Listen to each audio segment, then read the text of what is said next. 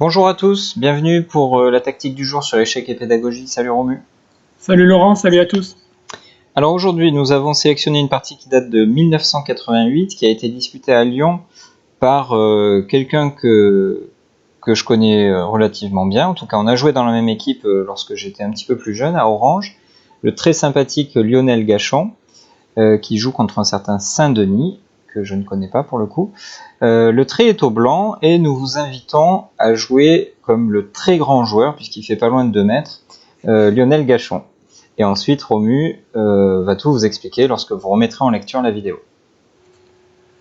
Alors, comme toujours, on va essayer déjà de comprendre un peu ce qui se passe et de regarder, d'essayer de comprendre la position et de regarder un peu les signaux qu'elle nous renvoie. On voit que les blancs ont sacrifié un pion pour une position assez prometteuse. Pourquoi prometteuse?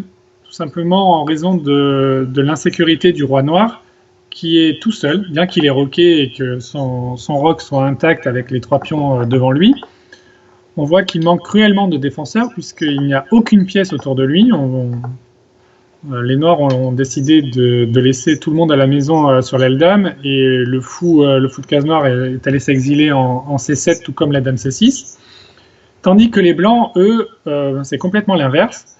Il y a toutes les pièces qui peuvent facilement avoir accès à l'aile roi, comme la dame B2 qui vise déjà le roc, notamment le pion G7, la tour B4 qui peut coulisser facilement sur la 4e rangée pour se rendre sur l'aile roi, notamment la case G4, le fou H4 qui rôde près du roc noir et qui peut viser les cases G5, F6, E7, même contrer la case D8.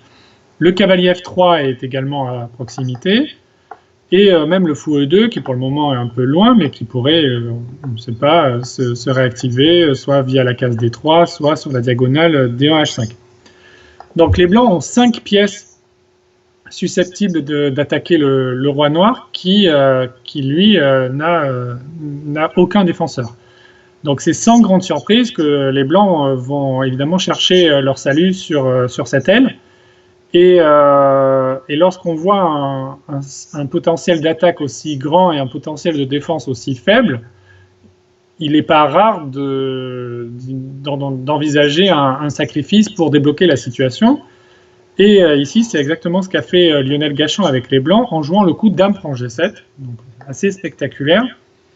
Mais on peut y penser parce que, encore une fois, la position du roi noir semble vraiment désespérée et en tout cas il est un peu trop esselé pour pouvoir résister à une attaque. Et avec ce coup Dame prend G7, l'idée étant d'extirper le roi de sa tanière. Et après roi prend G7 qui est forcé, bien sûr, on continue par tour G4, échec. Donc bien sûr, maintenant on va faire participer un peu tout le monde à la fête. Roi H8 est évidemment impossible à cause de fou F6 mat. Donc ça, c'est assez facile. Et donc dans la partie, Saint-Denis a joué roi H6. Et là, Laurent, on sent que la position du roi noir est extrêmement précaire. Et les blancs ont même le choix. Alors qu'ils ont sacrifié une dame. Tout à fait, oui. Donc ça prouve à quel point leur position est dominante. Comme tu l'as dit, toutes les pièces noires sont parquées là-bas à l'aile dame et elles ne peuvent pas participer. Donc dans la partie, Lionel a choisi le coup fou F6, qui est un coup tout à fait possible et gagnant. Il existait une autre solution, et probablement plus qu'une autre, mais en tout cas on en a repéré une. L'autre possibilité, c'était de continuer à faire échec. Alors c'était peut-être plus intuitif, plus naturel, je sais pas. Toujours est-il que fou G5 était possible sur échec, en se disant qu'après roi G7, on allait avoir le coup fou E7 échec, qui va nous permettre de faire mat rapidement, tout simplement parce que sur roi H8, il y a toujours fou F6 dont tu nous as parlé, et sur roi H6, on va désormais pouvoir prendre la tour. Alors ça, c'est qu'un détail de l'histoire. Ce qui nous intéresse, c'est de faire échec pour obliger le roi noir à venir sur la case H5, et désormais, on peut faire un joli mat avec tour G5. Et après fou G5 échec, si les noirs choisissent l'autre coup possible qui est roi H5, alors ici, on pourrait faire le coup de Lionel avec fou F6 et obtenir un joli mat, par exemple après roi prend G4 et ici cavalier H4.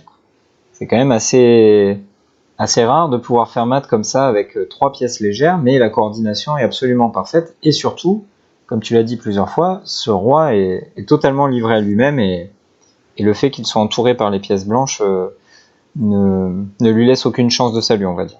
Donc fou G5 pouvait gagner, mais comme je l'ai dit, fou F6 est aussi un coup gagnant joué par Lionel et peut-être tout aussi joli que ce que je viens de montrer. Hein.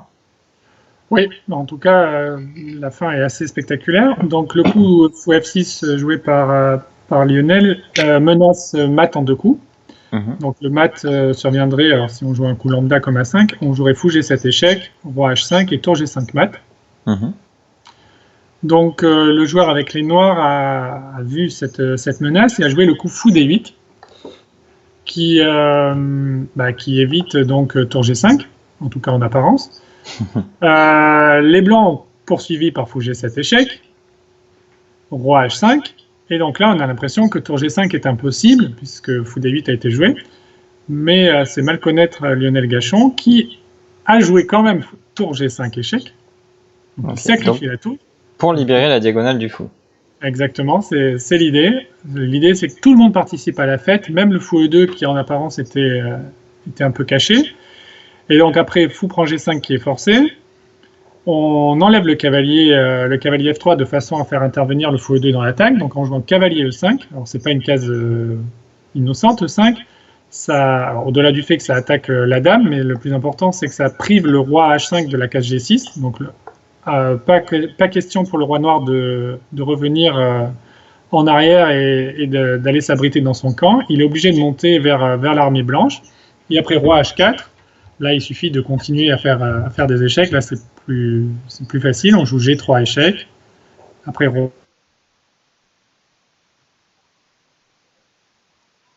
H3, on va pouvoir finir par fou G4, échec et mat. Exactement. On a été coupé un petit peu, mais je pense que tout le monde aura entendu la fin de cette tactique. Merci beaucoup Romu pour cette présentation toujours aussi limpide. On salue une nouvelle fois Lionel qu'on n'a pas vu depuis un moment, mais on espère qu'il va bien. Et on vous dit à très vite sur notre chaîne. Merci beaucoup. Au revoir, à bientôt.